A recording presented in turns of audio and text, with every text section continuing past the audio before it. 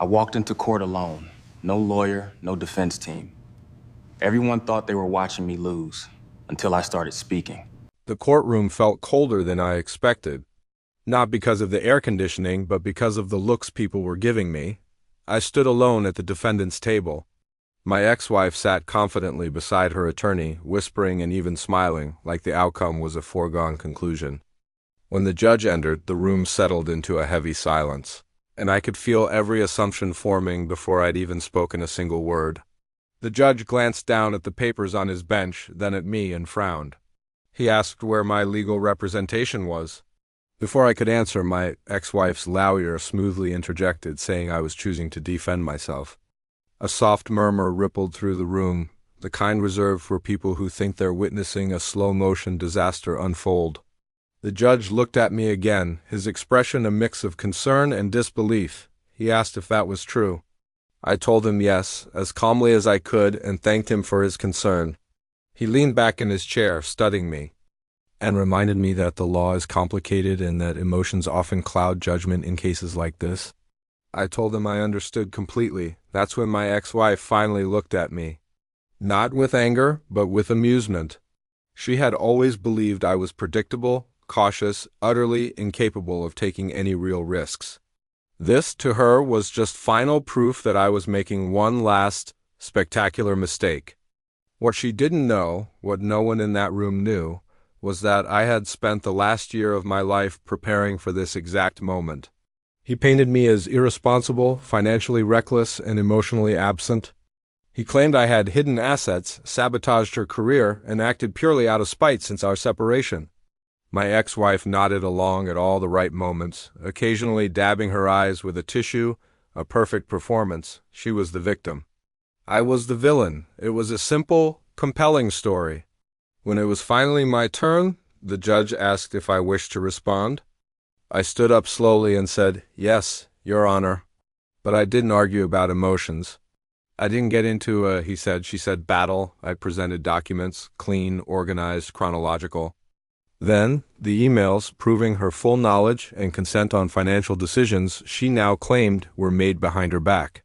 Then, contracts signed by her years earlier that contradicted every single accusation of sabotage.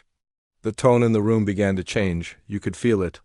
It wasn't a loud shift, but a quiet, dawning realization. Her lawyer objected several times, trying to regain his footing, but each objection fell flat. Everything I submitted had already been disclosed to them properly, following every rule. He just never believed I would know how to use it. The judge's expression shifted from skepticism to intense focus. He started asking me clarifying questions, and I answered each one without a single hesitation. Then I addressed the claim that I had no representation. I explained that I did, just not in the way they had assumed. I had consulted with legal experts, financial advisors, and forensic accountants. I'd spent countless nights learning case law. I had prepared meticulously and chosen to speak for myself because no one understood the truth of my life better than I did. And no one would fight for that truth harder than me. When the judge asked her to respond to the evidence, the documents with her own signature, her confidence completely cracked. She looked to her attorney for help, but he suddenly seemed less certain, shuffling his papers. Inconsistencies started piling up.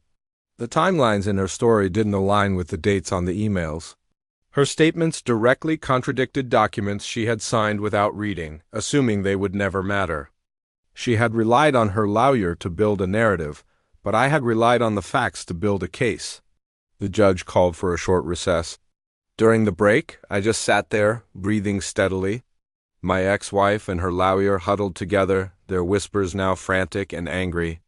When we returned, the air in the room felt heavier, final. The ruling wasn't dramatic. It didn't need to be. And on the most important financial and personal issues, he ruled decisively in my favor. Before closing the session, he looked directly at me and said something I will never forget. He said, "Mr. Harris, preparation speaks louder than titles."